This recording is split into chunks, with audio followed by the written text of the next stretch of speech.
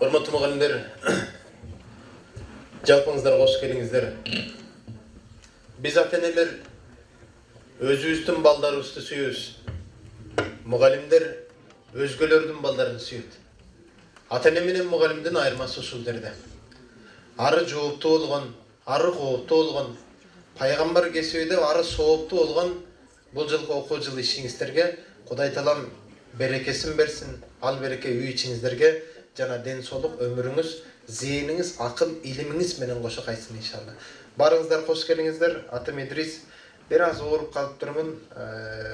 Семинар ортосунда чүчкүрүп калышым мүмкүн. Айтор ага назар салбаңыз. Айтор сиздер менен кенен отуруп кеңири маектешели. Ректор жок. Тиги Рамис мырза да кетти. Эми кенен отуралы, кенен сүйлөшөлү. Семинарымды баштайм. Менин проблемам эмес деген экранда сахна менен баштагым келди. Семинарга киришүү. Урматтуу мугалимдер, мүмкүн болсо телефондорду үнсүз алып алыңыздар. Мен берип аткан семинарды телефонго видеого тарсаңыз деле мейли, же болбосо диктофонго жазсаңыз деле мейли, каршы эмесмин. Кийин YouTube'дан чыгарып шермендем чыгарсаңыз деле ыраазымын. Айтып жазсаңыз ыраазымын. Бисмилла. Урматтуу мугалимдер, жалпыңыздар бир учурлар бизди тарбияладыңыздар. Бүгүн келип, алдыңыздарга чыгып, акыл үйрөткөн акмактай болгум келбейт. Бирок ошентсе да жетекчилик келип, өзүң билген нерсени эл менен бөлүшүп кет дегендиги үчүн гана агаларыбыздын суранычы буйрук менен барабар, буйруктай кабыл алып келип отурам. Балким балаңыз, балким небериңиз менен жашым теңдир, ошентсе да кичипейилдикке туура түшүнгөн абалда кабыл алыңыздар. Мен семинарымды баштайм. Атым Идрис. Менин проблемам эмес. Баягыда бир кишинин короосуна чычкандар басып кетет экен. Адам чычкандан кутулуу максатында коронун бир четине капкан коюп коет. Бирок азыркы чычкандар кыйтыр, акылдуу. Келип болсо 3-чү кабаттагы домуңузга ванна менен кирип барып, кайра ванна менен чыгып кетип баратат. Заманына жараша айваны да болот экен тооба. Ошентип чычкан күндө капканда айланып жүрүп, күндөрдүн биринде зери кеткенде муну чычкан айтат экен, короодо жүргөн корооско келип, "Эй короос, муну капканда алып коелу, баарыбызга тоскоолдук кылып атат. Алып коелу, качанга чейин айланып жүрөбүз."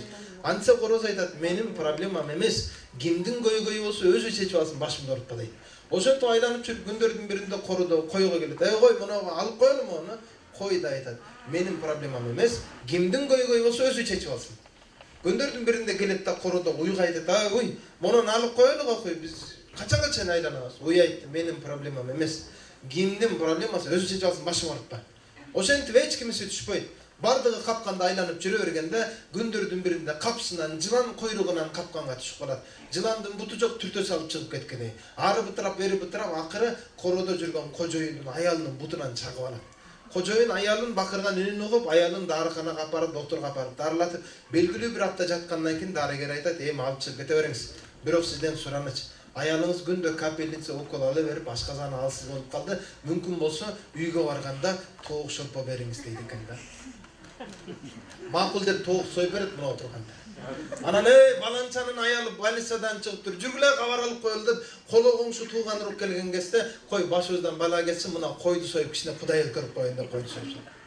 Бирок денедеги уу толугу менен кетпеген айынан аял бир күн дүйнөдөн көз жумат, эми бул эле карашына теги уйду союп берет да. Урматтуу мугалимдер, бул киришүүдө бир гана нерсени айткым келди. Учурунда менин проблемам эмес деген мына тоок, мына ул, мына кой болчу. Проблема меники эмес деген үчөө тең өлдү, бирок проблема меники деген чычкан эмигече тирүү жүрөт.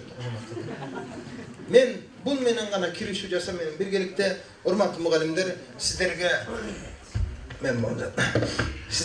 бир нерсени азыр өтүп аткан лекция семинарлар, же болбосо доскада, экранда көрсөтүлгөн нерселерге менин проблемам эмес дебестен, кайдыгер карабастан, абалким келиңиздер, бир жакшыраак бир жандашып, жапатырмап, бир жакадан жең, бир жеңден кол чыгарып, бир жакадан баш чыгарып, момундай бир биримдикте элибиздин эртеңки күн келечек жаштар муунун тарбиялоого багытыбыз бир болуп бириккенбиз. Антан ушул биримдик эч качан эки болуп бөлүнбөсүн, бизден жамандык эч кимге көрүнбөсүн да, жакшылыгыбыз, биримдигибизге жакшы болуп жүрөлү иншалла. Анда мен семинарды баштадым.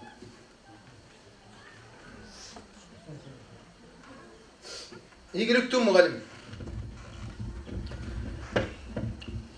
семинардын киришүүсүндө биринчи сүйлөм менен мына ушул сүйлөмдү Рамис мырза сизге сунушум. мугалимди бартабаган өлкөнүн келечеги жок деген уранды балким окуу жайдын кире беришине, балким ар бир бөлмөнүн кире беришине, балким окуучулардын көзү көрүнө турган кандайдыр бир рекламалык баннерлерге асып коюңузду суранам. Анткени биздин акыл, биздин деңгэл ээрчимей экен. Эмнени көрсөк ошону ээрчип кете беребиз. Балким балдар үчүн бул да бир кичинекей бөбөктөр бирөөлөрдүн сигарет чыбын чеккенин көрүп кызыгып чегип ээрчип кетип атпайбы. Дал ошонусуңар мынау сүйлөмдөрдү көрүп да аз да болсо мугалимге болгон урматсы ордуна келер, калыптанар деген үмүттөбүз. Мугалимди бартабаган өлкөнүн келечеги болбойт. Чындап эле. Урматтуу мугалимдер, бүгүнкү күндө сиз менен биздин кадырыбыз, баркыбыз кандай? Кайсы деңгээлде, кайсы чектебиз да ошол чекти кармап калуу боюнча кандай аракет жасап атабыз? Келиңиздер, мугалимдиктин күнгөй тескей жагы, тагыраагы бала тарбиясындагы желкебиздеги жоопкерчилик жөнүндө кенен сүйлөшөлү. Мендеги бир гана нерсе. Бир коомдо оору байкалса, аны тазалоону мектептен баштоо керек. Билим берүү мекемесинен баштоо керек. Биздеги университеттеги чоң көйгөйдүн бири университетке келген студенттерди карап, кайсы мектеп окутту экен, кайсы мугалим окутту экен, мыналардын деңгээлин кара деп мектепти күнөөлөп отурабыз.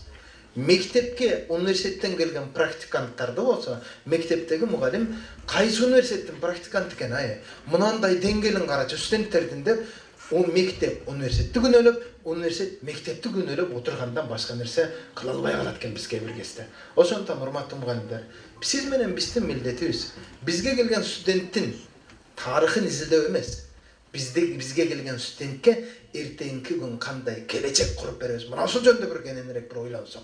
Жоопкерчилик, мунун тарыхын изилдеп, ким күнөөдө күнөөкөрүн изилдебей эле, балким ушул студент ушул мүнөттөн баштап бул жагына кантип өзгөрсө болот? Кантип жакшы жакка өзгөрсө болот? Мына ушул студенттин жакшылыгына мен кантип себепчи болсом болот? Мына ушул багытта кененирээк ойлонсок. Мына ошол жөнүндө менин сунушум. Ал эми, урматтуу мугалимдер, мугалимдер гана өлкөнүн келечегин оңдойт, же тескерисинче мугалимдер гана бузат. Бул сүйлөмдү Рамис мырза, жанагы биринчи сүйлөмдү университеттин кире беришине жазып кой десем, бул сүйлөмдү семинардагы ар бир мугалимдер жүрөгүңүздөрдүн төрүнө жазып коюңуздар. Анткени мекенибиздин эртеңин биз гана оңдойбуз же биз гана бузабыз. Бул ачуу чындык. Эмне үчүн? Татыктуу талим тарбия бербесек, татыктуу сабак бербесек, биз келечек үчүн жоопкербиз. Урматтуу мугалим, чындап айтайын, өзүбүздүн кесибибизде, ушу турушубузда мамлекетке кызмат кылыш үчүн сөзсүз түрдө депутат болуп бир ак үйгө барып креслого отуруш шарт эмес. Сиздин ушул турушуңузда бир кичинекей 15 студенти бар болгон группага куратор болуп, ошолорго талим тарбия берип атканыңыздын өзү чоң бир эрдик, чоң бир күч, чоң бир мамлекет үчүн кызмат.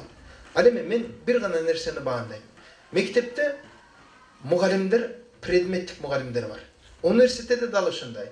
Бир группага келген предметтик мугалимдер менен кайра пет кеңешмеде отурган кезде ушундай мугалимдер менен кездештик. Ушу 9-А класс мектептен кетсе, шу мектеп оңолот эле да, дейт да. Дай угуп отурасың. Дал ошондой эле мына 3-курстун пафтаз бир группасы жаман кашайт, ушулар жогот эле салбайлыбы, жакшы болмок дейт да. Куратор турчу ошол группанын куратору дейт.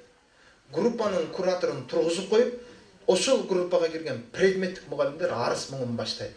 Мына балаң мени вообще укпайт, мына балаң мени вообще укпайт. Мен урматтуу предметтик мугалим, сиз мени жакшылап тыңдаңыз. Эгерде куратордун ошол группадагы куратордун группасына сиз кирип, сиздин сабагыңызга жооп бере албай аткан болсо, же тополоң кылып аткан болсо, анын күнөөкөрү куратор эмес. Биринчи орунда ошол предметтик мугалимдин өзү. Эмне үчүн сенин математикаңа мен куратор болуп группаңа кирип, ар бир окуучумду кулак салдыртып берейинби? Аны бурдуруп алыш. Окуучунун көңүлүн өзүңө каратып алыш, окуучуну сабагыңа кызыктырып алыш, ал предметтик мугалимдин өзүнүн тажрыйбасы. Кураторго күнөөлөбөңүздөр дегим келди, урматтуу мугалимдер. Кайсы группа начар болсо, ошол группанын кураторун башынан баштап мага коюшту токтотуңуздар. Ооба, ал кураторлук милдетин эптей албай аткан болушу мүмкүн, бирок ошол группага сабак бере албай аткан болсоңуз, сиз өзүңүздүн мугалимдик милдетиңизди эптей албай атасыз. Кеп ал жерде куратордо эмес. Бул чоң бир маселе. Ошол эле учурда, урматтуу мугалимдер, келиңиздер, кураторду күнөөлөп баша. Бир гана нерсе, сабагыңызга, предметиңизге кызыгып аткан окуучуларды карап көрүңүз. 15 окуучусу, 15 окуучунун бардыгы англис тилчи болбойт. Бардыгы англис тилчи болбойт. Анын 5-өөсү болушу мүмкүн. 5-өөсүн мыкты үйрөтүңүз. Калганын англис тилинин минимумдарын үйрөтүп чыгып кетиңиз. Дал ошондой эле математика болсун, башка болсун. 15 окуучу, студент 15 тең англис тили. Ал сиздин 100% профессионалдык утугуңуз. Бирок 15тин 15 тең англисине кызык барын унутпаңыз. Бир эле учур.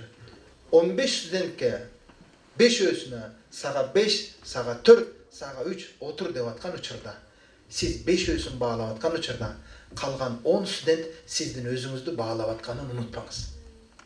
Керек болсо сиздин үйдө кандай деңгээлде келип, керек болсо күйөөңүз аягыңыз менен урушуп келгениңизден бери баалап турат булар студенттер. Азыркы студенттер үчүн 20 жылдык тажрыйбаңыз эч нерсени чечпейт мугалимдик тарыхта. Мейли университетте бүтүп келгениңизге 20 күн болсун, бирок студенттин алдында эң мыкты сабагыңызды, адамгерчилигиңизди, адеп аклагыңызды, илимиңизди, билимиңизди жогорку деңгээлде көрсөтүп бериңиз, ошол студенттин алдында эң мыкты сизсиз. Бүгүнкү студенттер 20 жылдык стажыңыз менен эсептешпейт, ачык айтайын. Кээ бир мугалимдерге таң калам мектепте. Мен 20 жылдык стажым, балам мени конспект жаздырбачы, мени эне байлабачы деген мугалимдер менен да беттештим, урматтуу мугалимдер. Азыркы мугалимдер, окуучулар стажыңыз менен эсептешпейт. Азыркы окуучулар сиздин илим деңгээлиңиз, адебиңиз менен эсептешет. Сабагыңыздын кызыктуулугу. Ооба, ушундай студенттер бар. When I started at the university, we have many friends who were speaking in English as well as English-speaking countries, native speakers. But unfortunately, they could not teach English language. As a teacher, they were not as well as I am. Англисин мыкты билишет эле. Бирок сабак